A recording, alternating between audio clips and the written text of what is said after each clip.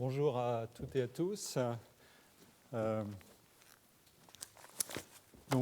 cours reprend cette année pour 7 séances d'1h30.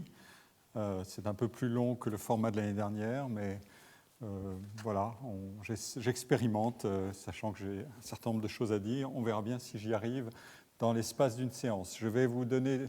Le cours est consacré, si on peut baisser un peu la lumière, ça va permettre de visualiser davantage. Merci beaucoup, l'équipe technique est toujours formidable.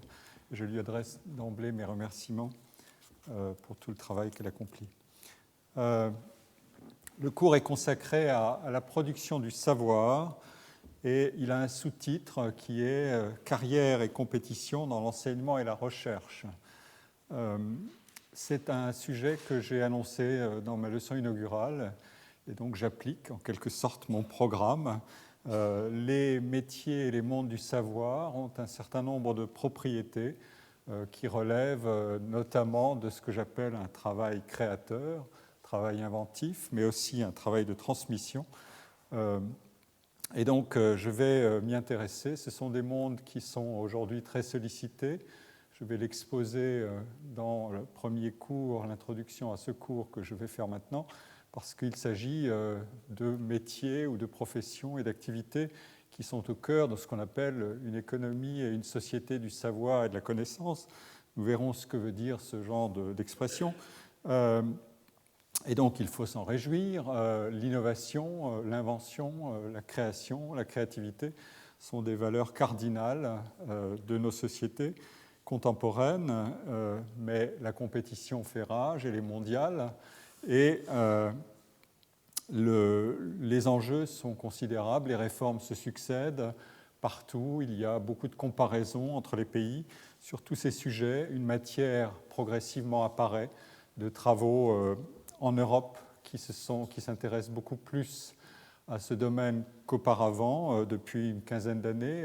Les États-Unis ont été beaucoup plus en avance, en quelque sorte, dans la recherche sur ces questions-là, notamment en raison des propriétés de leur système d'enseignement et de recherche, qui est un système assez différent du nôtre, beaucoup plus stratifié. Et donc, l'actualité, je pense, m'aide un peu, et j'en ai moi-même à vous offrir une tout de suite. C'est un numéro de la revue économique que j'ai co-dirigé avec mon collègue et ami Jacques Mérès, qui sort ces jours-ci, j'ai eu mon exemplaire hier, et qui porte comme titre « Compétition, productivité, incitation et carrière dans l'enseignement supérieur et la recherche ». Le titre était celui d'un colloque, et nous y traitons, comme vous ne le voyez peut-être pas de loin, mais je peux vous le donner, le menu. Nous y traitons de ce que c'est que le recrutement dans l'enseignement supérieur, qu'est-ce que c'est que ces procédés de recrutement des collègues, est-ce que ce sont des fonctionnaires, est-ce que ce sont des partenaires, est-ce que ce sont des co-détenteurs d'un bien public qui ont à gérer de manière particulière leur activité. Ensuite, on y examine les carrières des enseignants dans le supérieur et les mécanismes de promotion. Nous y examinons aussi avec des collègues, je ne cite pas tous les noms, mais la question du genre. Est-ce que les femmes ont un déficit ou non de productivité dans les sciences, et les sciences physiques notamment? C'est une question importante, et la réponse est très originale. Ensuite, nous regardons aussi l'impact des technologies avancées, savoir quel est l'impact de la diffusion d'Internet sur le travail scientifique. C'est évidemment un sujet majeur. On verra dans le cours que c'est un des grands problèmes du couplage entre les activités d'enseignement et de recherche. C'est le couplage entre une activité qui a connu ou qui connaît des gains dits de productivité. On travaille autrement, plus vite, peut-être plus efficacement. Est-ce qu'on travaille mieux? Je ne sais pas. En tout cas, dans la recherche et dans l'enseignement, jusqu'à il y a assez peu de temps, l'innovation technologique était restée aux portes des activités d'enseignement. Les choses ont commencé à changer et les problèmes se posent de savoir quelle est la capacité des activités d'enseignement à absorber un certain nombre d'innovations technologiques. J'y reviendrai plus tard et nous y reviendrons aussi lors du colloque qui aura lieu le 11 mai prochain, dont je vous donnerai le programme lors de la séance prochaine. Il est en train d'être finalisé. Et dans ce colloque, nous aurons affaire aussi à un exposé sur ce qu'on appelle les MOOC, les Massive Online Open Courses, cette fameuse affaire de l'universalisation de la parole enseignante, possiblement, et on verra qu'elle est aussi sujette de questions et de mécanismes peut-être ou de problèmes d'inégalité de transport de la parole enseignante, mais de gains potentiels possibles évidemment considérables, là où la parole enseignante, du moins la parole enseignante de bon ou de haut niveau, ne parvient pas dans des pays en voie de développement par exemple. Un des sujets qui est abordé aussi dans ce numéro, je vous en donne le contenu pour vous donner une sorte de vue d'ensemble de ce que peut être l'actualité de la recherche aujourd'hui dans ces domaines, c'est la question de l'activité des universités du côté du lien avec le monde industriel et le monde économique à travers la production de brevets qui sont à la fois source de transfert de connaissances mais aussi productrices de richesses pour les universités, productrices de financement pour les universités. En fait, les situations sont extraordinairement différentes d'un pays à l'autre et une comparaison est faite qui montre à la fois quel est le degré d'avancement des différents pays dans ce genre d'évolution. J'y toucherai tout à l'heure à la fin de mon cours, mais aussi quels sont les régimes de propriété de l'invention qui sont mis en jeu dans les différents pays et dans les différents systèmes d'organisation du travail de recherche et d'enseignement. Et les différences sont considérables entre le privilège du professeur inventeur et le travail de management des brevets dans une université. Il y a un monde et des écarts énormes. Une des grandes questions qui est posée aujourd'hui, c'est la question des classements et de l'impact de ces classements. Et un des articles en traite abondamment et propose des pistes de réflexion et un nouveau mécanisme peut-être pour évaluer ces classements et leur signification exacte quand on modifie les critères ou les mécanismes de la méthodologie des classements. C'est un jeu sans fin. On invente autant de classements qu'on invente de solutions pour contourner les classements ou pour les minimiser. Donc le jeu est une partie de main chaude. Ensuite, la question est posée aujourd'hui, et j'y reviendrai aussi, des mécanismes d'incitation à la production de connaissances dans le monde de l'enseignement et de la recherche. On pourrait imaginer que les choses vont de soi, que tout un chacun, quand il s'engage dans un tel métier, est naturellement voué à produire autant de connaissances qu'il le peut, sous les contraintes de temps, de moyens et d'organisation qu'il affronte, qu'il rencontre. En fait, l'exacerbation de la compétition internationale et la technologie de la mesure des performances des organisations, des individus, des pays, à travers des classements et à travers les indicateurs qui sont utilisés, pousse en quelque sorte à augmenter la production de recherche et à favoriser évidemment la concentration des moyens sur des universités ou des centres qui ont une performance supérieure pour justifier une allocation différentielle des moyens. Voilà des questions sérieuses qui brisent en quelque sorte la règle d'or d'un universalisme en quelque sorte horizontal de l'activité scientifique et de l'activité d'enseignement et qui pose la question de savoir quelles sont les incitations qu'on emploie et quelle est leur valeur. Un article est consacré à cette question. Il est question aussi de sélection dans un des papiers. Est-ce que la sélection des étudiants est un procédé ou une disposition qui peut être justifiée d'un point de vue social et économique? Quels sont les avantages et les inconvénients? Cette question-là est posée régulièrement et de différentes manières. Elle est sujette à controverse et elle donne lieu à des pratiques incroyablement différentes selon les différents pays. là encore, la comparaison internationale fait affluer les expériences différentes. Et donc, il est bon, de toute façon, de connaître avant de décider, bien sûr. Et surtout d'évaluer ou d'expertiser les mécanismes. Nous avons, avec mon équipe, travaillé sur un cas que je vous présenterai, qui est le cas de la transformation des grandes écoles de commerce, qui offrent un exemple tout à fait particulier à la fois de situation au cœur dans le système d'enseignement supérieur. Ces enseignements-là et de la gestion et de l'économie ont connu une assez forte croissance du point de vue des effectifs étudiants. Ce sont des mondes qui ont adopté beaucoup plus tôt que d'autres des classements et des règles en quelque sorte du jeu qui correspondent à un environnement de compétition internationale. Et je vous montrerai qu'est-ce que ça implique de transformer un système, sa technologie d'enseignement et de recherche, et dans un monde, ces écoles extrêmement hiérarchisées, de manière assez rigide, et qui prélève à la fois ses étudiants dans les classes préparatoires, mais qui fait payer ses études beaucoup plus cher que n'importe quelle université. Voilà un ensemble de traits intéressants qui devra donner lieu à un modèle explicatif de ce que peut être un système d'enseignement supérieur et de recherche sous certaines conditions, et ce que vaut ce système par rapport à des systèmes alternatifs.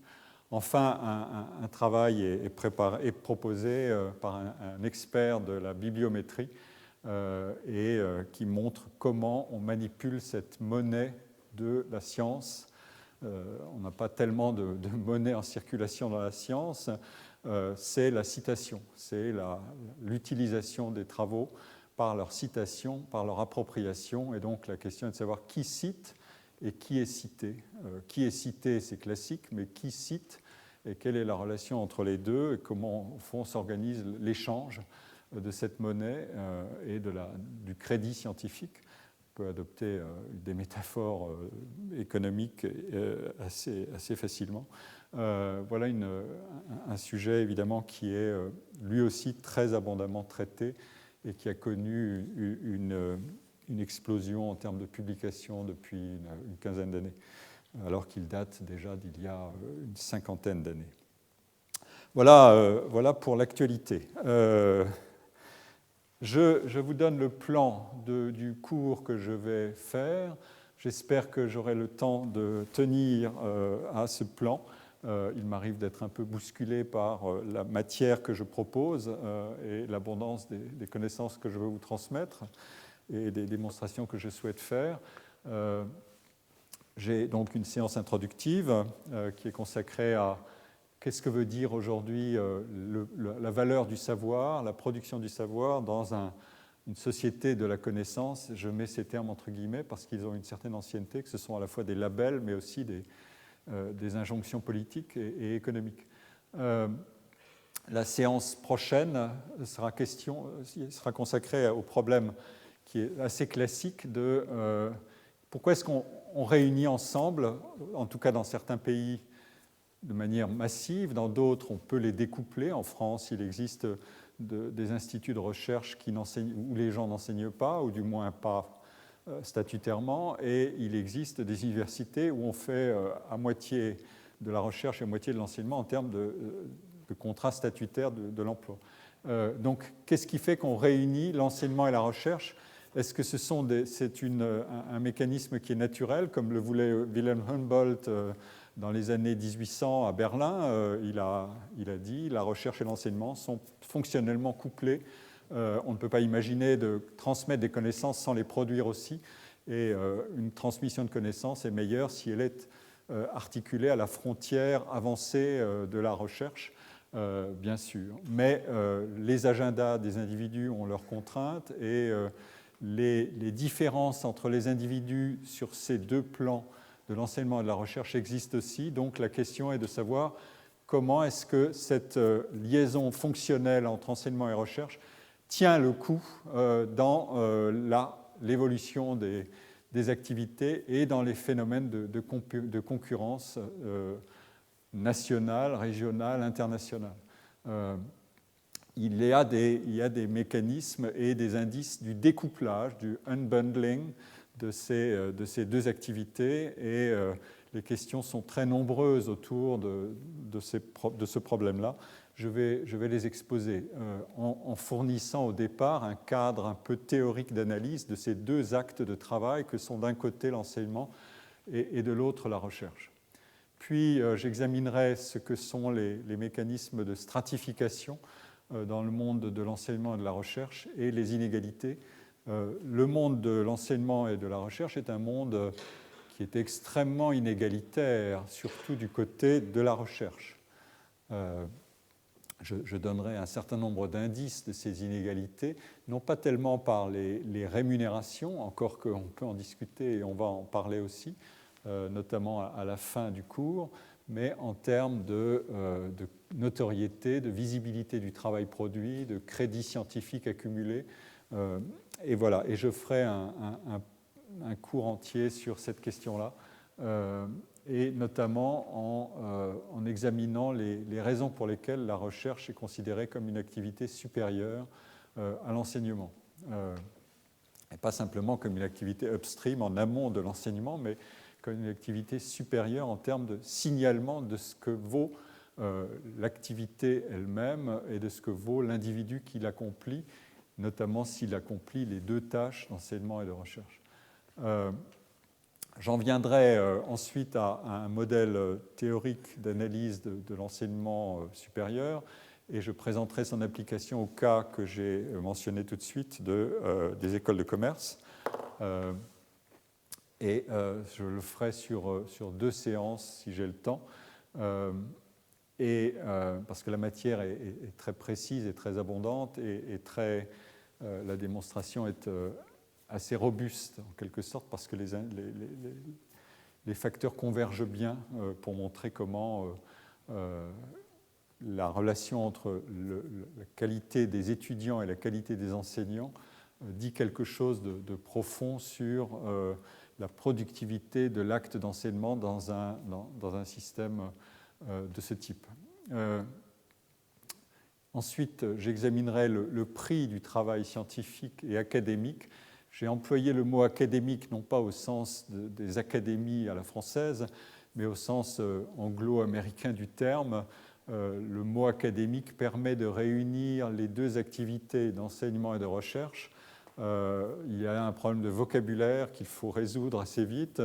On distingue classiquement dans le vocabulaire anglo-américain research, scholarship, teaching, service.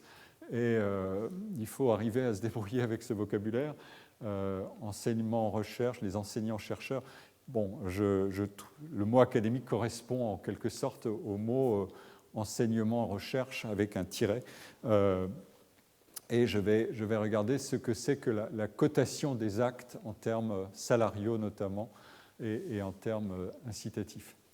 Enfin, à partir de données que nous exploitons en ce moment avec mon équipe au collège, Colin Marchica, Yann Renizio, Simon Paye, et en liaison avec un jeune collègue, Pablo Zamit, nous allons vous présenter des données récentes qui portent sur le monde universitaire et les carrières dans le monde universitaire de 1984 à 2014. Ce sont des données originales sur l'exploitation desquelles nous avons un chantier en cours. Il sera, j'espère, assez mûr pour que nous vous présentions un certain nombre de résultats significatifs à la fin du cours. Et nous y reviendrons lors du colloque dont j'ai parlé, le colloque du 11 mai. Voilà le menu du cours, et j'espère m'y tenir. La matière de ces recherches et de ce domaine d'exploration est suffisamment abondante pour que j'envisage de consacrer une deuxième année de cours à d'autres aspects de ce monde. Alors, j'en viens maintenant à la matière de mon premier cours, et donc cette introduction. Il y a deux manières de considérer le secteur appelons le secteur de l'enseignement supérieur et de la recherche, il y a une conception, disons, internaliste et une conception relationnelle. La conception internaliste va en faire un système d'activité qui est intégré et assez fortement autonome, autonome au sens professionnel et pas au sens strictement politique. La loi sur l'autonomie des universités est une construction, mais l'activité des universités depuis longtemps et des universitaires est dotée d'une forte autonomie ou d'un fort sens de l'autogouvernement des carrières, des valeurs, de l'éthique et des choix d'enseignement et de recherche. Et ce système, il lui faut évidemment des moyens humains, des personnels, enseignants, chercheurs, ingénieurs, techniciens administratifs, des équipements, des financements dédiés à ces organisations. Et face à cette offre de moyens humains et matériels, une demande de connaissances fondamentales et appliquées et une demande de services éducatifs, celle-ci étant émise évidemment par les étudiants et les familles. Il lui faut des financements qui sont issus des autorités publiques et aussi des financements qui peuvent être privés, par exemple les contributions des destinataires des services éducatifs, les étudiants et leurs familles, ou des anciens qui sont devenus des alumni, qui financent les fondations. C'est évidemment très courant là où l'enseignement n'est pas gratuit, n'est pas à prix réduit. Il y a des financements qui sont, comme je l'ai dit tout à l'heure à propos d'un article de la revue économique, il y a des financements qui sont issus de l'exploitation des connaissances produites, des brevets notamment, et issus des collaborations entre entreprises et universités. Il faut ici que je précise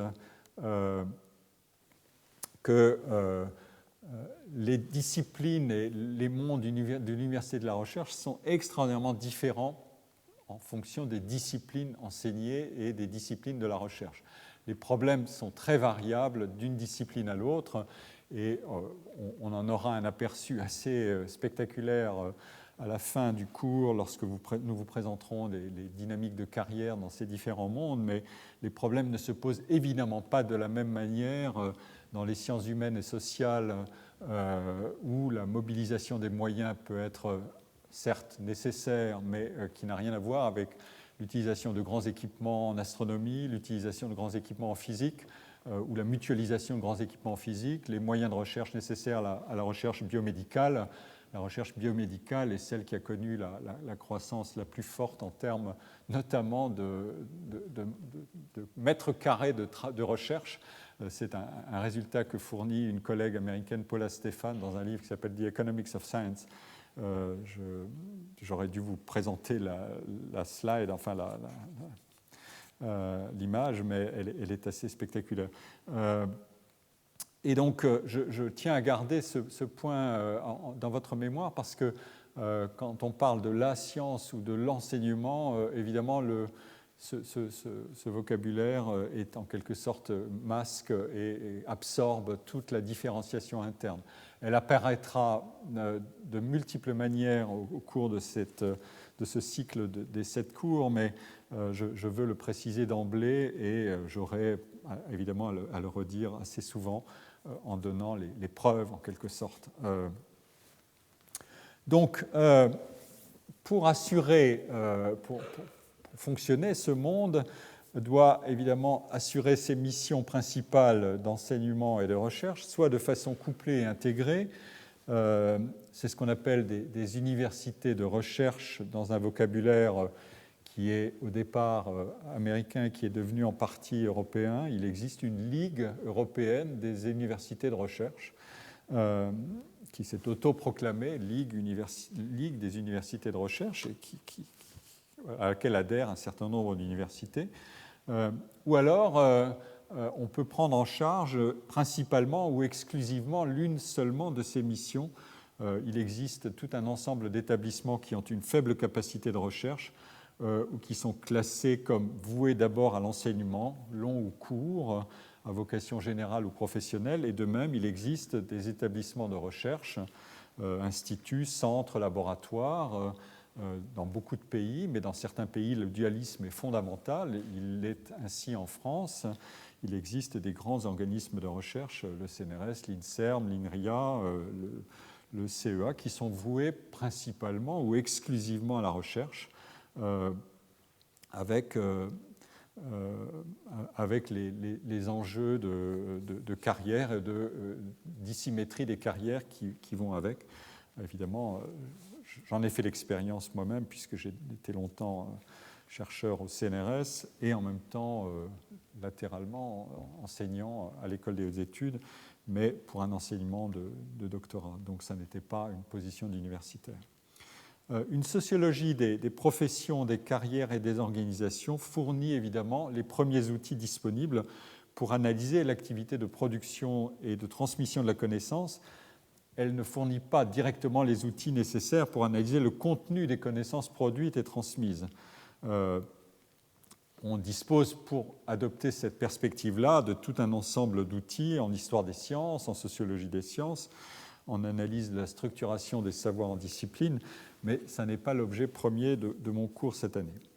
Alors, une catégorie fonctionnelle des activités nous dit, et c'est la citation que je donne ici de Burton Clark, qui est un universitaire américain connu pour ses travaux et aussi ses recommandations à l'égard du couplage des activités d'enseignement et de recherche.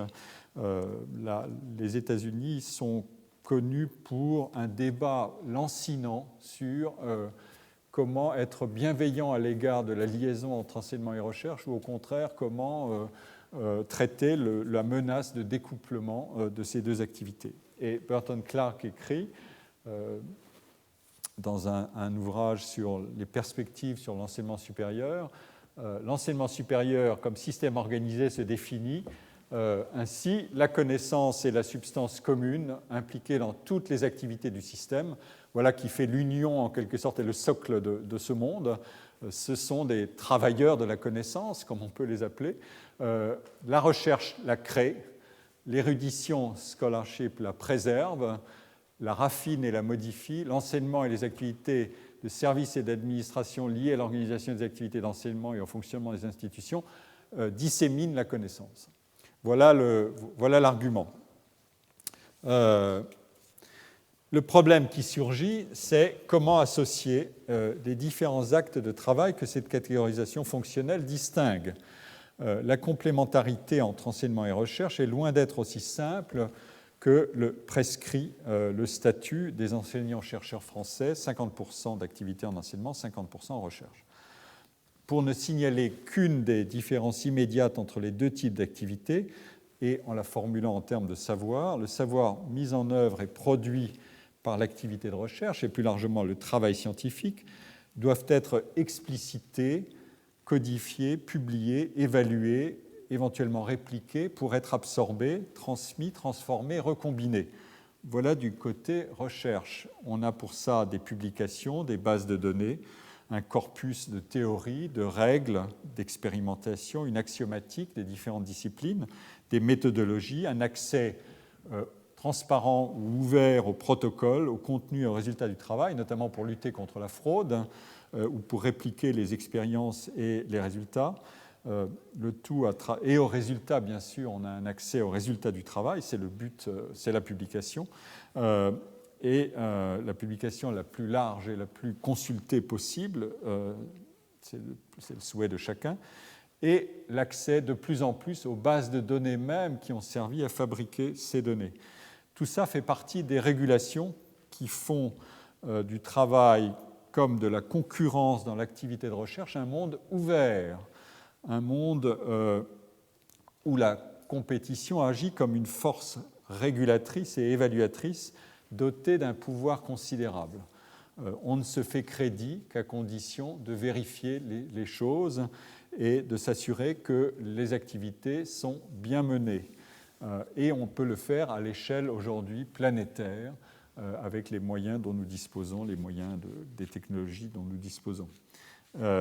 Les résultats de cette ouverture et de cette activité qui part de bases communes et universelles sont évidemment des résultats qui engendre des différences de production et de réputation qui sont plus que proportionnelles à la différence de qualité entre les compétiteurs au sein de ce milieu de la recherche. J'y reviendrai plus tard. Donc la recherche, elle ne connaît pas de mur. C'est un point important. La recherche, elle franchit en permanence les murs. Elle n'existe et elle n'a de valeur qu'à proportion de son ouverture, de la visibilité de la production et de l'appropriation la plus large possible des résultats. L'enseignement est une activité qui a des caractéristiques assez profondément inverses. L'enseignement est une activité localisée, fortement contextualisée, une activité de service avec des producteurs et des usagers destinataires. Les facteurs et les mécanismes qui permettent d'expliquer son efficacité et la variation de son efficacité et sa valeur exacte, quelle que soit la manière dont on définit la valeur d'une activité d'enseignement, les facteurs donc, et les mécanismes de cette analyse de l'efficacité et de la valeur sont multiples. Le savoir et le savoir-faire mis en œuvre par l'enseignement doivent être entendus comme la capacité d'assurer une transmission et l'appropriation la plus efficace et la plus complète possible des connaissances détenues par l'enseignant, mais on peut les comprendre aussi comme le produit d'une interaction et d'un cycle d'échange qui n'obéissent pas strictement à une asymétrie pure entre le sachant, qui est l'enseignant, et l'apprenant, qui est l'étudiant. L'étudiant détient lui-même des savoirs, il a des comportements d'adhésion ou de non-adhésion à la situation de transmission et d'appropriation des savoirs. Les étudiants entre eux-mêmes échangent et produisent des savoirs, et cette dimension-là a une visibilité croissante. La valeur de ces savoirs et la dynamique de leur formation sont extrêmement variables. On connaît le terme sous lequel cette dimension-là est captée, c'est ce qu'on appelle les effets de pair. Qu'est-ce que les étudiants entre eux produisent en fonction de leurs caractéristiques et de la situation dans laquelle ils se trouvent. J'y reviendrai plus tard. Et cette dimension de la contribution et des facteurs qui agissent sur l'appropriation des savoirs par les étudiants, cette dimension-là agit considérablement sur la qualité du service d'enseignement. Régulièrement, nous avons des publications, comme encore tout récemment, des publications de taux d'abandon des études, taux d'évaporation des effectifs en première, en deuxième, en troisième année de licence. Dans les classements internationaux des collèges, au sens anglo-américain du terme, ou des universités, un des critères qui est choisi, c'est le taux de drop-out, d'évaporation et d'abandon des études. Dans le système, dans la partie supérieure de la hiérarchie des établissements américains, l'abandon des études qui sont en outre payantes dans les universités privées de haut niveau, qui sont très payantes, très coûteuses, cet abandon-là est considéré comme un dysfonctionnement majeur du système. Ça n'est pas une sorte de loi naturelle d'autosélection par tâtonnement et mauvais appariement entre les étudiants et les établissements. C'est considéré comme un échec de l'organisation. Au total, tout à la fois la variabilité des conditions de réalisation du travail de production d'un service d'enseignement et la codifiabilité imparfaite des savoirs propres qui sont requis par l'acte d'enseignement, tout ceci confère à l'exercice de ce rôle d'enseignant, au savoir qu'il requiert et à l'imparfaite explicitation des relations entre la production et le résultat, des caractéristiques profondément différentes de celles du travail de recherche.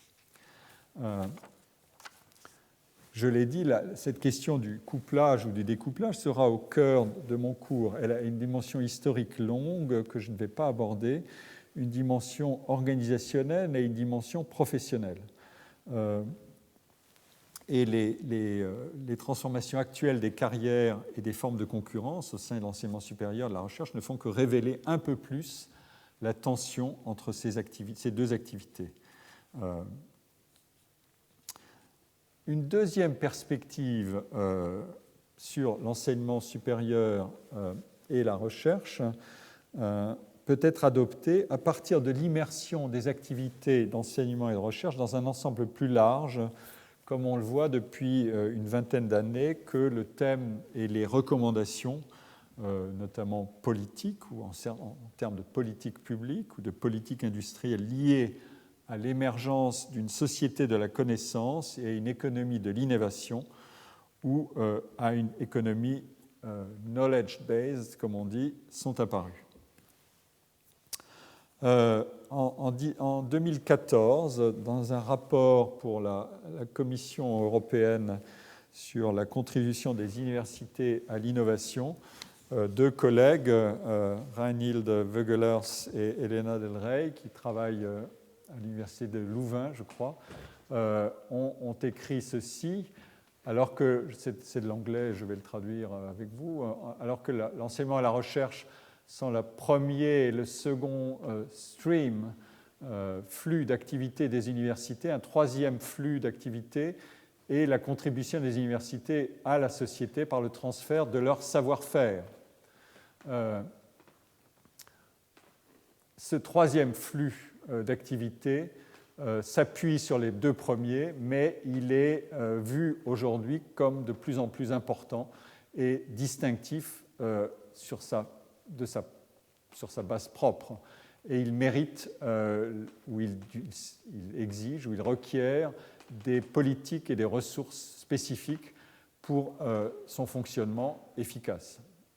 Cette ligne d'activité est le sujet de ce rapport.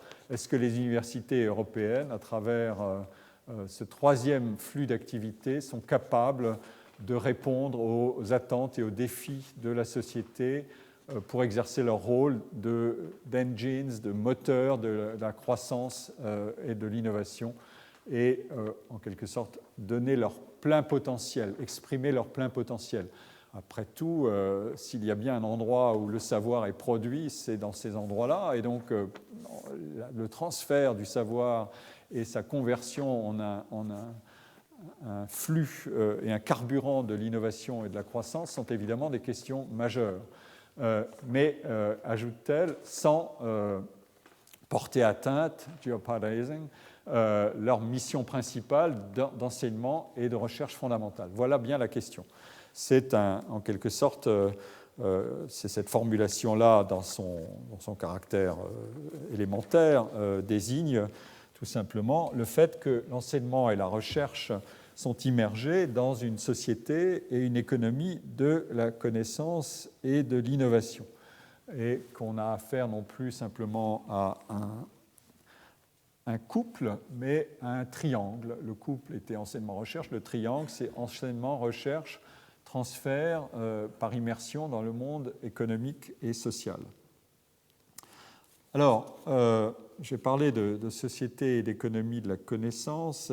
Il est devenu aussi courant d'employer dans la société, dans les politiques publiques, ce vocabulaire à partir des années 2000, que de rappeler aussi dans les milieux académiques, qui ne s'en privent jamais, que c'est un terme, un mot passe-partout, un buzzword, qui est déjà bien ancien. Un collègue canadien, Benoît Godin, a publié un article sur ce sujet de la diffusion du vocabulaire de société de la connaissance et d'économie de la connaissance en 2007, et il s'appuie notamment sur une liste de labels qui ont circulé depuis les années 50 pour désigner les grandes transformations du monde social. C'est extrait d'un livre de Benninger qui s'appelle The Control Revolution, qui est paru à Harvard University Press en 1986. On pourrait actualiser ce tableau des étiquettes que construit Benninger dans son livre. Je vais vous en montrer un certain nombre. De loin, vous ne verrez pas grand-chose, mais je vais les commenter brièvement. C'est un exercice assez intéressant. Vous y reconnaîtrez beaucoup de termes qui circulent. Lonely crowd, la foule solitaire, c'était David Riesman en 1950. Nous avons affaire à la nouvelle classe sociale dans Goldner 1957, à la révolution de l'éducation en 1959, Peter Drucker, qui est un consultant très connu, qui a fait fortune, la révolution éducative en 1959, la fin de la société post-capitaliste et la fin des idéologies en 1960, la société industrielle, et qu'est-ce qu'on voit apparaître en 1962 ? L'économie du savoir. C'est Fritz Machlup, un économiste. Le terme sera repris par le même Peter Drucker, qui est décidément aux aguets. Et puis, il y en a bien d'autres, la nouvelle classe ouvrière, le village mondial de McLuhan en 1964, ces termes qui sont entrés dans la grande lessiveuse des étiquettes et des labels de la transformation des sociétés. Et je pourrais en citer bien d'autres. La liste est assez longue. L'âge de l'information, 1971, la société post-industrielle, la société post-industrielle, c'est un terme de Daniel Bell et d'Alain Touraine dans les années 70, au début des années 70. Les limites de la croissance, en 1972, le terme revient de manière cyclique et aujourd'hui on raisonne sans arrêt en termes de société sans croissance. La troisième révolution industrielle, 75, enfin bon. Voilà, et donc je donne toute cette série de termes et de labels pour vous dire que la société de la connaissance figure dans ce paquet-là dès 1962. C'est tout à fait spectaculaire. Alors, l'idée qui est évidemment derrière cette recension, c'est que... oui, pardon. Encore un autre moyen de vous dire que ce mot d'économie de la connaissance est régulièrement à la fois avancé et critiqué. Deux économistes connus pour leurs travaux sur ces sujets, la technologie, la science et l'innovation, Partha Dasgupta et Paul David, ont écrit en 1994 dire que la croissance économique dans le monde moderne a été fondée sur l'exploitation de la connaissance scientifique, c'est un truisme. Et dire que ce qui se passe dans la sphère des activités humaines identifiées comme la République de la science a connu une croissance trop importante pour qu'on la laisse loin des préoccupations sociales est aussi une formule de sens commun. Donc, on est d'accord, le sujet est là, il est régulièrement avancé et en même temps, c'est une formule assez basique. Simplement, ce qui est intéressant, c'est que c'est un argument qui est non seulement lié à de nouvelles théories de la croissance qui sont apparues dans les années 80 et qui sont devenues très influentes, ce qu'on appelle les théories de la croissance endogène, non pas par des chocs technologiques simplement, mais par l'appropriation par l'intelligence humaine de ces technologies et par la contamination des intelligences les unes par les autres pour entretenir le mécanisme d'innovation. En quelque sorte, l'intelligence est un bien qui se pollinise aisément. Et c'est peut-être, comme je l'ai écrit avec d'autres, probablement la seule ressource totalement inépuisable tant que des individus humains sont sur Terre et peut-être même éventuellement dans quelques décennies ou même avant, quand les robots auront fini d'être construits comme des machines à apprendre et feront le travail de production de connaissances à travers leur capacité d'apprendre et de transformer l'apprentissage en production. C'est aussi un argument politique qui a donné lieu à l'émergence de politiques nationales de soutien à l'innovation. Un des organismes qui a joué un rôle considérable en ce sens, c'est l'OCDE. Dans les années 90, l'OCDE a produit des concepts, des outils conceptuels et statistiques de ces politiques. En quelque sorte, l'argument, c'est on a accordé beaucoup d'importance au capital et pas au capital incorporé dans des machines, des équipements. On n'a pas assez accordé d'importance au capital humain. et à cette espèce toute particulière de capital humain qu'est la connaissance et le savoir. Et donc une activité, l'économie doit être, dit l'OCDE et disent les experts qui ont travaillé dans l'environnement de l'OCDE, c'est le sujet de l'article de Benoît Godin, l'économie doit être enracinée beaucoup plus fortement et directement dans la production, l'utilisation et la distribution et l'utilisation du savoir que jamais auparavant. D'où des injonctions à l'investissement dans la connaissance et la constitution de tout un ensemble d'indicateurs et aussi une reconfiguration de l'économie en termes sectoriels. Voici un exemple de reconfiguration de l'économie en termes sectoriels que je tire d'une publication de l'OCDE en 1999, une économie fondée sur la connaissance. Vous en avez eu ensuite les répercussions dans toutes sortes d'initiatives européennes, l'agenda de Lisbonne et bien d'autres dans les années 2000. Mais voilà que l'éducation et le capital humain figurent évidemment dans les indicateurs qui permettent de mesurer l'expansion ou le sous-développement d'une économie basée sur la connaissance. La recherche fondamentale y figure aussi, mais la recherche et le développement industriel et dans le secteur privé, la recherche dans les industries manufacturières, dans les services, l'innovation ou la capacité d'innovation, le capital qui s'investit dans les entreprises, le capital risque qui s'investit dans les entreprises, y figure aussi.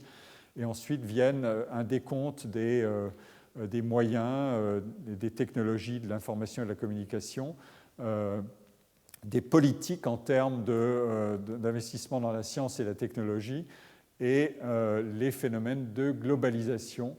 Enfin, la mesure des outputs, de ce qui est produit et de leur impact, la publication scientifique, les brevets, les innovations, la productivité du travail dans ces secteurs-là, les partages de connaissances et le commerce de la haute technologie et l'impact de l'échange ou du commerce des technologies sur la balance des paiements. Voilà ce type de conversion ou de transformation d'un terme en un outil, en des indicateurs et en des politiques publiques de transformation ou d'expansion de la société de la connaissance. Alors,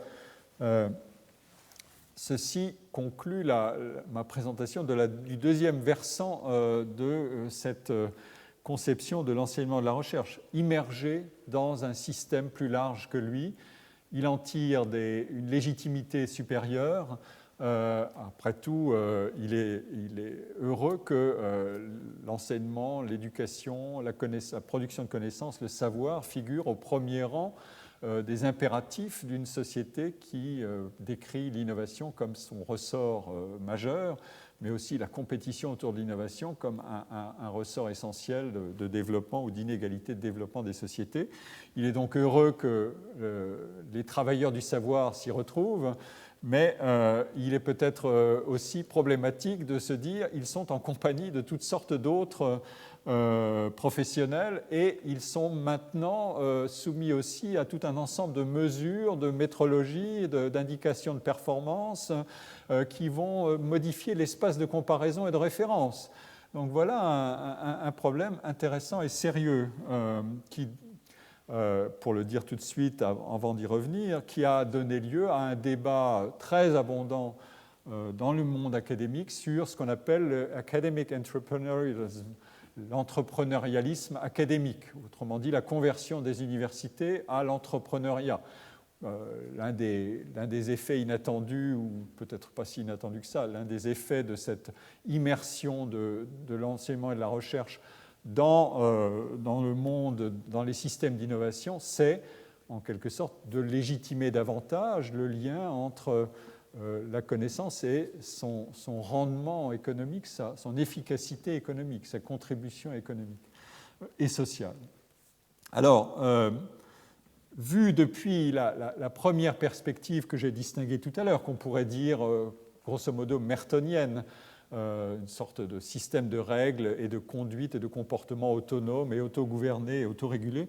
La production de connaissances et la transmission du savoir sont des activités donc autonomes, organisées comme un secteur distinct, avec des frontières, un principe d'autogouvernement et un contrôle par les professionnels et leurs représentants. Et dans cette perspective-là, le savoir, c'est un actif, c'est on dirait un asset en anglais.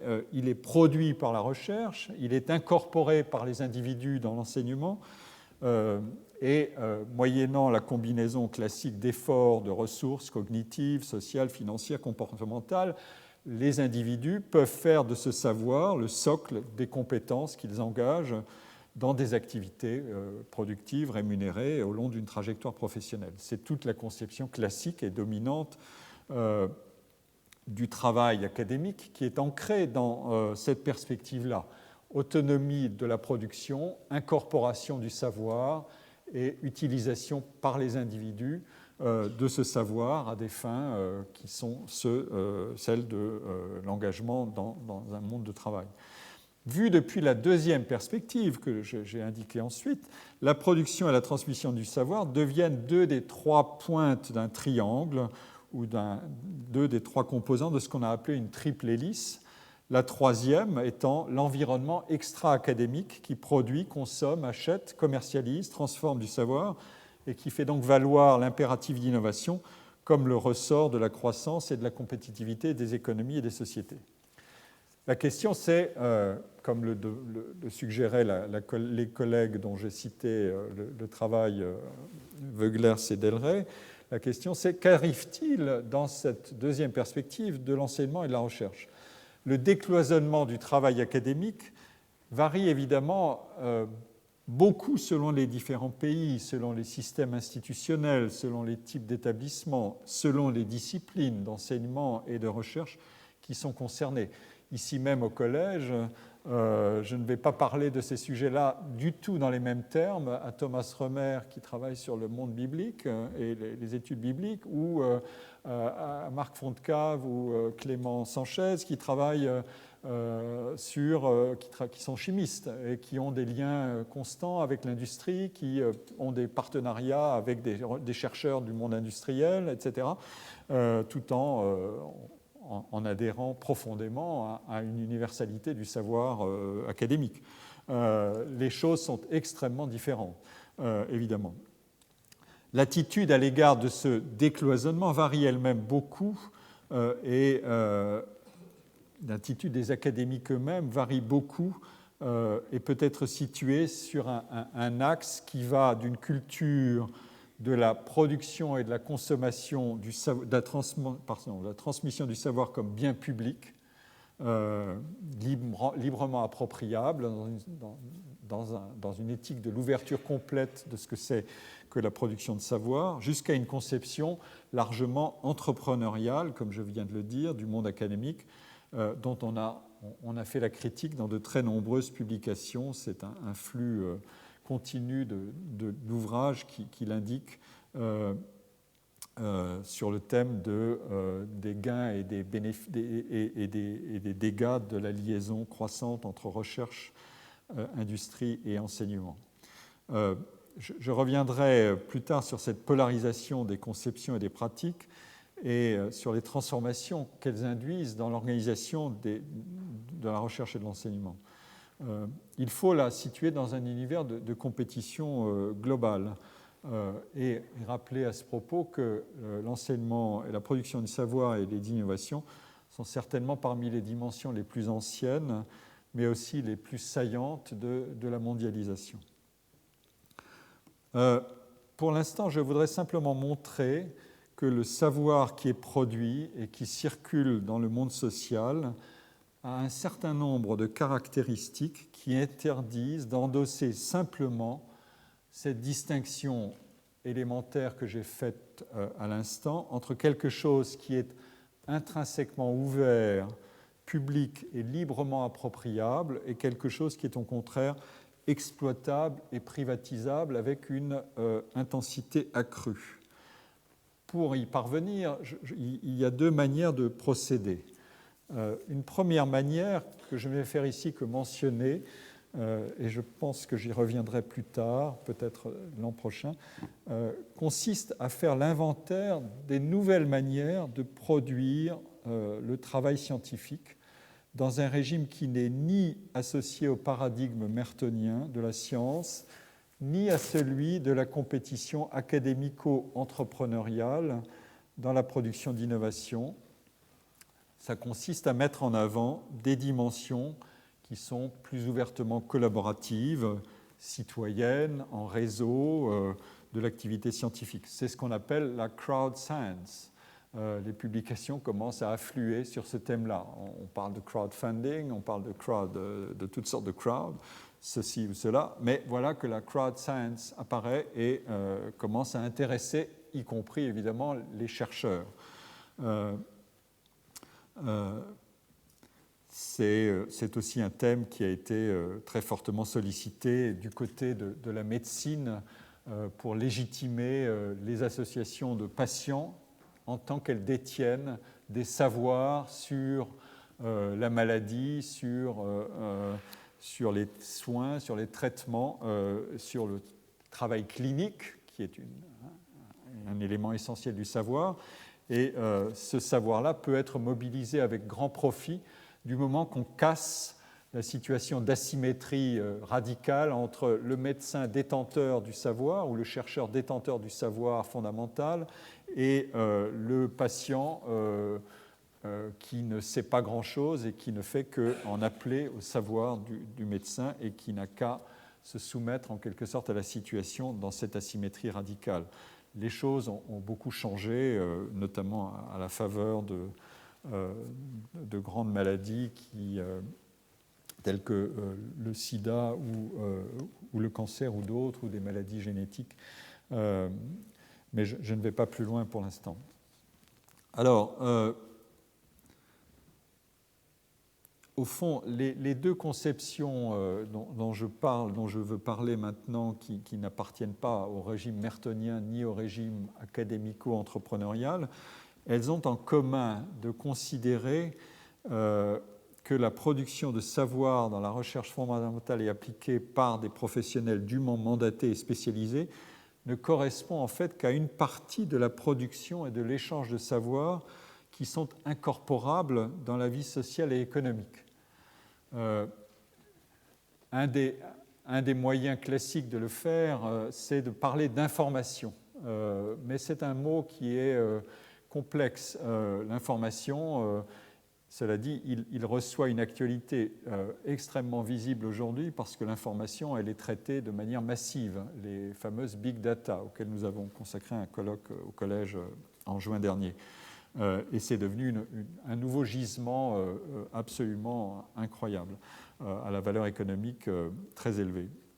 Mais il existe une autre manière de qualifier ces savoirs qui, en quelque sorte, vise à donner au savoir une assise plus large que celle d'une activité spécialisée et éventuellement cumulative. L'argument déjà ancien qui a mis ça en évidence concernait cette accumulation de savoir et de savoir-faire par l'expérience des individus et donc les multiples formes et contenus d'apprentissage qui ne sont pas directement codifiés, ni exploités, ni toujours valorisés et qui sont pourtant à l'origine de conceptions nouvelles et du travail et des organisations et aussi des revendications des individus au travail à travers les thèmes des habiletés, des savoirs pratiques, mais aussi au plan de l'organisation à travers ce vocabulaire des organisations apprenantes, des learning organizations. En quelque sorte, on touche là à un mécanisme profond qui est tout simplement de dire qu'agir dans un certain nombre de conditions qui peuvent être caractérisées et sélectionnées pour être valorisées, agir, c'est apprendre. C'est un des grands thèmes d'ailleurs du pragmatisme américain. Apprendre par la philosophie pragmatique américaine de John Dewey et de bien d'autres. Apprendre, c'est apprendre par l'essai-erreur, par l'usage, par les boucles de rétroaction qui sélectionne et amplifie les bénéfices de l'action réussie. Si vous en voulez une illustration, c'est l'argument, en l'extrapolant au maximum, c'est l'argument des 10 000 heures pour devenir un expert virtuose dans une activité sans avoir a priori un génie particulier pour cette activité. C'est ce thème qui est très connu et très sollicité aussi. C'est les travaux d'Erickson et de ses collègues. Alors, on va dire là qu'il s'agit de savoir pratique et non pas théorique. Donc, on réserverait le théorique à la spécialisation et le pratique aussi à ces transformations que réalisent les individus. Mais l'attention qui est portée à ces savoirs, elle augmente quand le recours aux technologies d'échange en réseau, des informations et des expériences individuelles autour de ces savoirs pratiques ou autour de ce qu'on appelle un capital d'expérience, c'est-à-dire de ces connaissances non codifiées, quand ces échanges facilitent et stimulent la communication interindividuelle autour de ces savoirs pratiques et qu'elles en augmentent la visibilité et l'importance. C'est exactement le thème de cette fameuse crowd science. Elle vient de là, tout comme l'argument depuis longtemps avancé de la mobilisation des savoirs dont j'ai parlé, détenus par les patients, qui a pu modifier cette asymétrie radicale entre médecins et malades. Alors, cet argument-là, il n'est pas nouveau. Dans n'importe quelle, ce qu'on appelle une équation minserienne, c'est-à-dire une analyse des fonctions de gain, comment est-ce qu'on explique les différences de salaire et le profil salarial d'une trajectoire individuelle de travailleurs. Dans n'importe quelle équation de gain dite minserienne qui cherche à expliquer le salaire par des facteurs tels que l'éducation et des caractéristiques individuelles, une des composantes essentielles, c'est l'accumulation d'expérience. Elle est maximisée évidemment dans les métiers qualifiés. C'est ce qu'on peut appeler, d'un mot que j'aime beaucoup de citer de Sherwin Rosen, le travail, ou le métier plus exactement, c'est un tight package of work and learning. C'est un paquet bien ficelé de travail et d'apprentissage. Autrement dit, la valeur des actes de travail se mesure à leur valeur formatrice ou apprenante. Mais cet argument-là, dont j'ai traité en partie dans certains cours de l'année dernière, cet argument-là connaît un regain d'intérêt dès qu'on s'intéresse à la complémentarité ou à la substitution éventuellement entre le travail humain et les robots. C'est l'actualité croissante. Les robots, c'est-à-dire les machines apprenantes. Et dès qu'on s'intéresse corrélativement à la vitesse d'obsolescence des savoirs et des moyens qu'ont les individus pour remédier à cette obsolescence. Les compétences durent moins longtemps qu'avant. Les savoirs sont plus vite déclassés qu'avant. Autrement dit, aux moyens dont disposent les individus pour entretenir leur capital humain. Les actes de travail, l'environnement de travail et son organisation peuvent évidemment être, en quelque sorte, des inducteurs, générateurs de savoir sous certaines conditions. Cet argument, évidemment, s'applique davantage au travail faiblement routinier et qualifié qu'à d'autres types de travail. Alors, ici intervient une dimension, un deuxième point sur lequel je voudrais m'attarder, parce qu'il est très suggestif. Il concerne la dimension d'interaction entre les individus, qui est génératrice de gains de connaissances et de gains de productivité dans tout type de travail, mais d'abord dans le travail qualifié et dans le travail scientifique aussi, je le montrerai abondamment. Et c'est ce thème de... pardon, j'ai laissé passer un peu les... voilà, c'est le thème de la croissance, la contribution de la formation de la main-d'œuvre à la croissance économique, mais aussi le problème de la divergence croissante entre la relation entre formation et salaire qu'on observe. Le développement des investissements publics et privés dans la formation, la production dans la formation, dans la production de connaissances et dans l'innovation, ce développement il a deux caractéristiques très contrastées. Il augmente le potentiel de croissance de l'économie à travers le lien avéré entre la production du savoir, l'innovation et le niveau de qualification de la main-d'œuvre, mais il augmente aussi les inégalités interindividuelles. Cette observation est massive, elle est couramment faite maintenant, et avec une précision, une acuité toujours plus vive depuis 15 ans, dans de nombreux travaux et par de multiples outils statistiques. Le capital humain aussi est générateur de différences et d'inégalités considérables et de plus en plus. Il est assez banal d'observer que la part des travailleurs qualifiés et très qualifiés s'est accrue avec l'expansion des systèmes d'éducation et d'enseignement supérieur, avec l'augmentation des emplois qualifiés à forte valeur ajoutée, notamment dans les services, et à travers l'enrichissement des emplois en connaissances requises et à travers le recours croissant à des technologies avancées qui sont complémentaires des compétences mises en œuvre. Ces rendements de l'éducation pour les individus, notamment diplômés de l'enseignement supérieur, sont tout à fait mesurables en termes de salaire, d'employabilité, de moindre risque d'exposition au chômage.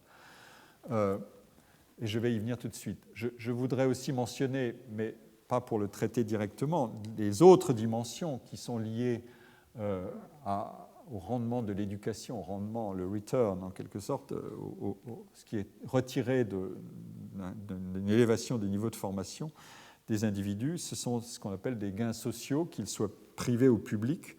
Des gains privés, c'est l'association entre niveau d'éducation et santé des individus ou longévité des individus,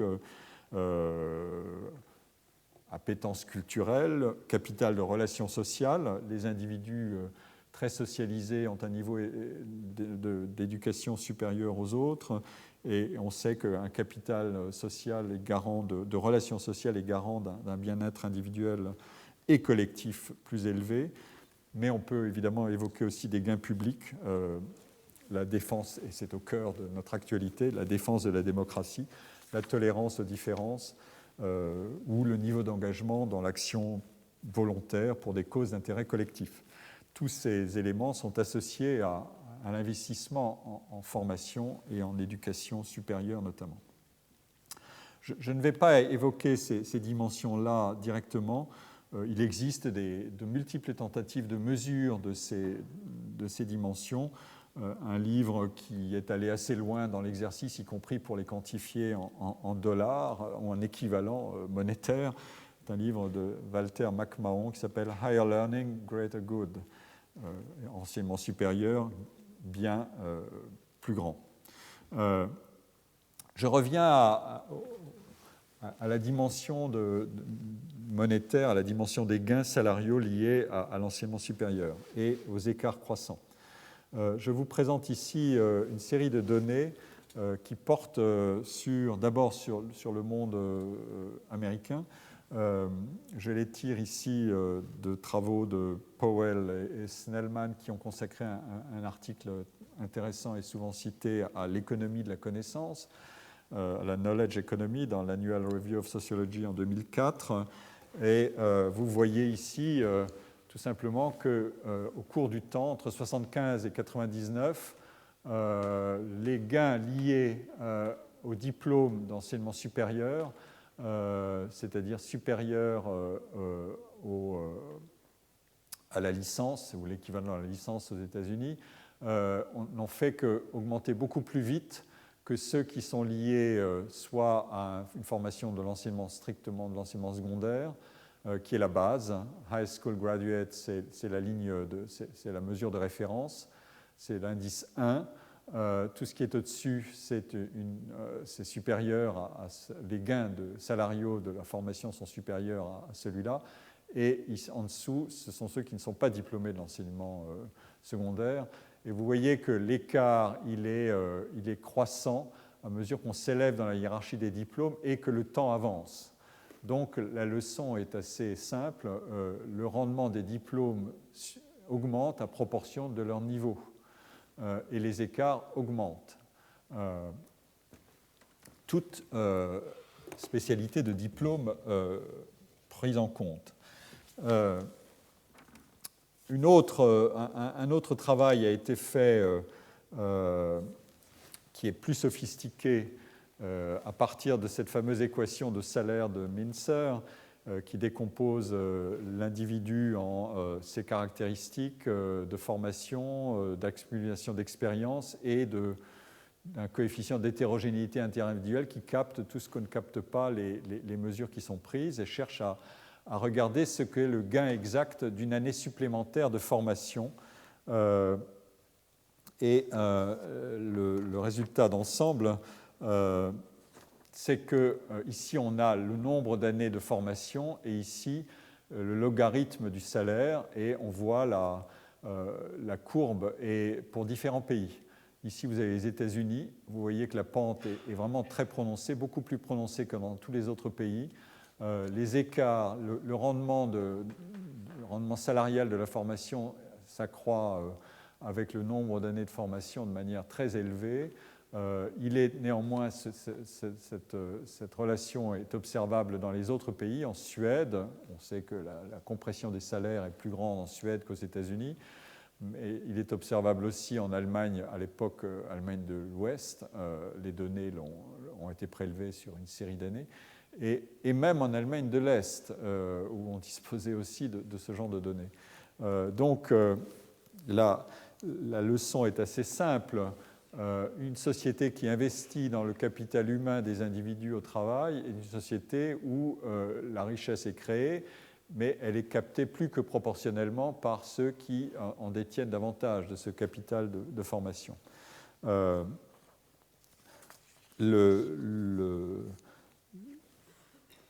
résultat évidemment macroéconomique et macrosocial, c'est que l'élévation du niveau de formation moyen dans une société contribue directement à la croissance de son produit intérieur brut.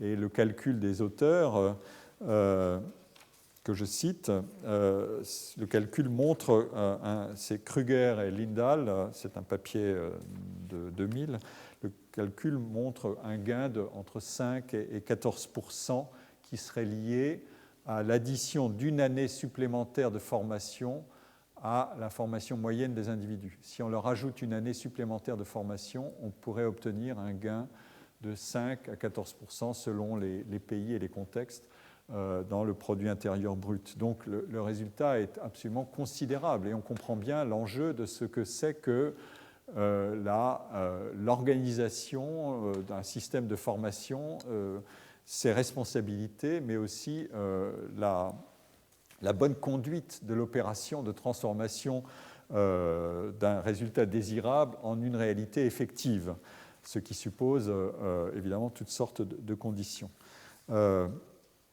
Je laisse de côté d'autres questions qui sont la signification qui est sous-jacente. Est-ce que ce qui est acquis dans la formation, c'est vraiment un capital de savoir qui va être transformé en des compétences productives, ce qui est la thèse de base, c'est de dire si j'acquiers des connaissances, elles vont me servir, elles vont être engagées dans des compétences de travail. Mais il y a d'autres thèses qui disent non, c'est simplement une manière de signaler qu'on a de la valeur et que peu importe ce qu'on apprend, du moment qu'on l'apprend suffisamment haut et même aussi de manière assez sélective, notamment dans des universités ou dans des écoles qui sélectionnent leur public, le simple fait d'être admis dans ces endroits-là et d'accumuler des expériences d'enseignement, une formation supérieure, signale ce que je vaux sur le marché du travail, c'est-à-dire signale que je suis capable de travailler, d'apprendre et d'avoir des comportements qui seront valorisés dans le monde du travail. Ce sont des thèses qui sont classiquement liées à l'idée d'augmenter l'argument de l'aptitude ou du talent par rapport à l'argument de la compétence ou du skill. C'est cet aspect-là qui est en jeu. Je laisse ce point de côté, mais je reviendrai sur ce problème-là qui est très intéressant plus tard, parce qu'il s'applique aussi au monde de l'enseignement et de la recherche. Alors, dans ces aspects-là, j'ai dit l'enseignement et l'élévation du niveau de formation des individus contribuent à la croissance. Le problème, c'est toujours le problème de la causalité. Comme disent des collègues économistes, l'éducation et la formation sont à la fois la graine et la fleur de la croissance économique. Il y a un problème de circularité. Et évidemment, il ne suffit pas d'augmenter le niveau de formation dans une population pour obtenir des résultats magiques. Il y a d'autres facteurs qui jouent, qui sont favorables à la croissance ou à l'augmentation de la valeur du savoir. En France, pour vous donner quelques données de repère, ce sont des données tirées de résultats de l'INSEE récents. Voilà ce que vaut le salaire net médian des actifs selon le diplôme et dans une évolution qui va de 1990 à 2012. En haut, vous avez les diplômés, c'est toujours étagé en fonction du niveau de diplôme, c'est assez simple à lire.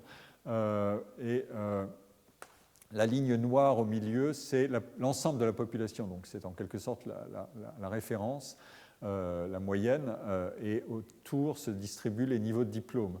Vous voyez quel est le rendement exact du niveau de diplôme en France d'un diplôme de l'enseignement supérieur long. Alors, il faut lire les choses de deux manières, en stratification, c'est-à-dire quel est l'écart entre le diplôme long et le diplôme court, le diplôme type bac et les diplômes brevets sans diplôme et les diplômes CAP et BEP. Voilà, ça c'est les sans diplôme et le brevet, le CAP, BEP, le bac, l'enseignement court et l'enseignement long. Vous voyez qu'il y a évidemment des écarts qui existent, qui ne se sont pas aggravés considérablement quand vous voyez les choses au cours du temps. En tout cas, pour ceux qui sont sortis depuis 1 à 4 ans. Ça, c'est la mesure qui est prise de 1 à 4 ans à la sortie de l'enseignement, du système d'enseignement. Ici, vous avez les données après 11 ans de sortie de la formation initiale. C'est ça l'intérêt de l'exercice, c'est de mesurer les écarts. Et vous voyez que les écarts ont grandi sur une échelle de salaire qui est équivalente. Les écarts, évidemment, le rendement du diplôme s'accroît. Mais au cours du temps, il a tendance à diminuer en France. Les explications liées à la crise économique ne suffisent pas. Le trend est assez long. La rupture intervient dans les années 2005-2006. Et donc, les situations sont assez différentes d'un pays à l'autre, mais les niveaux relatifs des individus en termes de salaire disent quelque chose de précis. Ici, on a l'insertion dans des emplois. La catégorisation des emplois est un outil beaucoup plus utilisé en France en termes de cadre supérieur et cadre intermédiaire et des professions intermédiaires selon le niveau de diplôme. Vous avez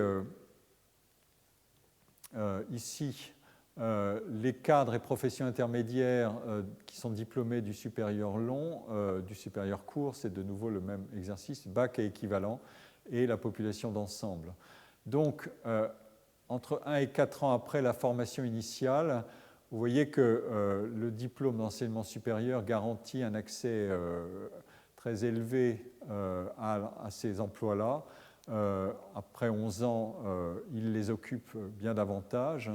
Mais les niveaux d'insertion sur le marché du travail avec des diplômes moins longs décroissent et le bac est équivalent. Vous voyez le rendement de ces niveaux de formation diminuer pour ceux qui sont en emploi depuis assez longtemps. Il diminue dans le temps, c'est-à-dire que la compétition s'accroît entre les générations. Ceux qui ne sont pas diplômés de l'enseignement supérieur sont peu à peu, en quelque sorte, évincés de ces emplois-là par ceux qui sont formés plus récemment et qui arrivent à occuper très tôt ces emplois-là à la sortie de leur formation. Alors, le temps passe. Tous ces graphiques représentent en quelque sorte l'évolution dans le temps des différentiels de salaire tels qu'ils évoluent et tels qu'ils rémunèrent l'investissement dans la formation.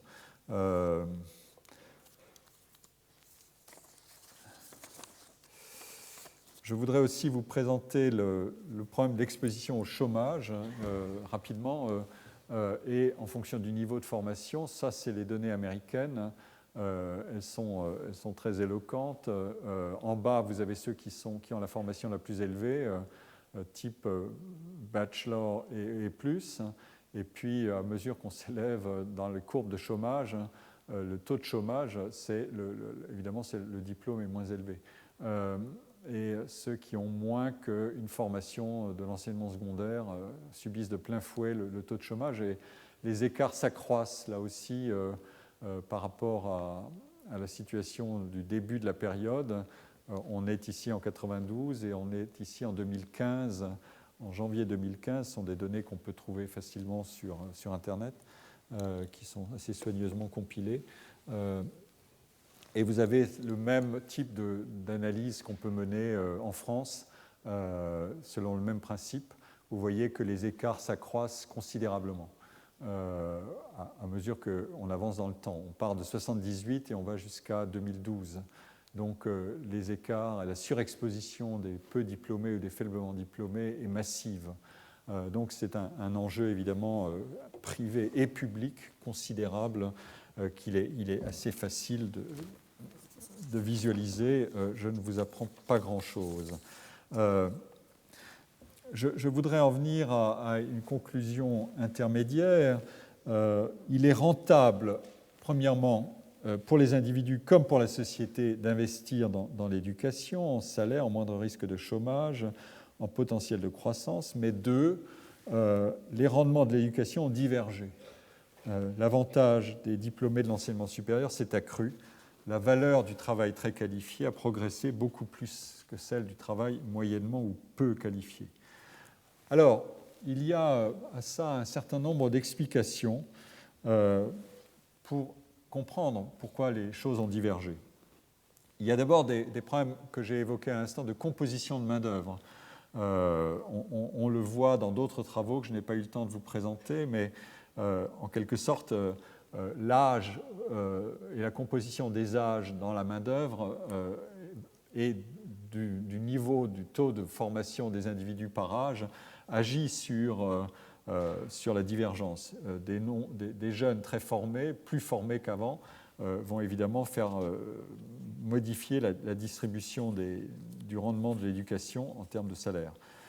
Une autre des explications porte sur la différence des rémunérations entre les travailleurs qui ont pourtant des caractéristiques assez similaires en termes de formation de diplôme, mais qui travaillent dans des métiers, des entreprises et des secteurs très variés.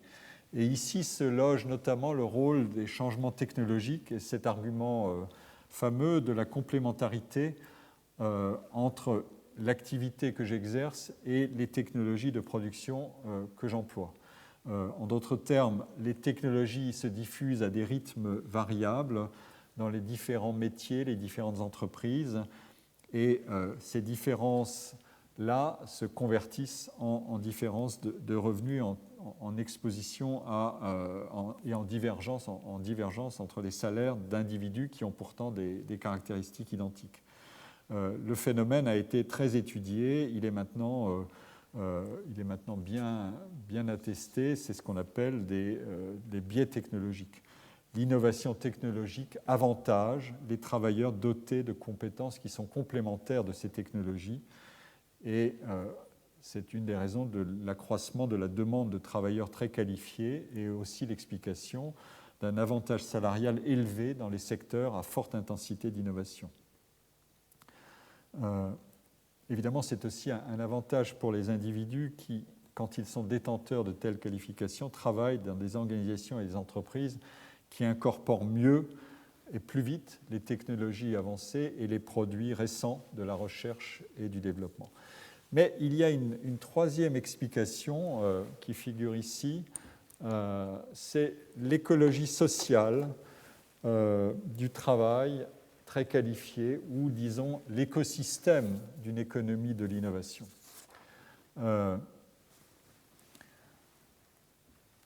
Si, comme je le disais tout à l'heure, le corrélat essentiel d'un travail qui est faiblement routinier, c'est son potentiel d'apprentissage, parce que ce travail-là a des actes plus variés, plus changeants, ce potentiel-là augmente en fonction de la qualité de l'environnement de travail et des équipes dans lesquelles vous travaillez.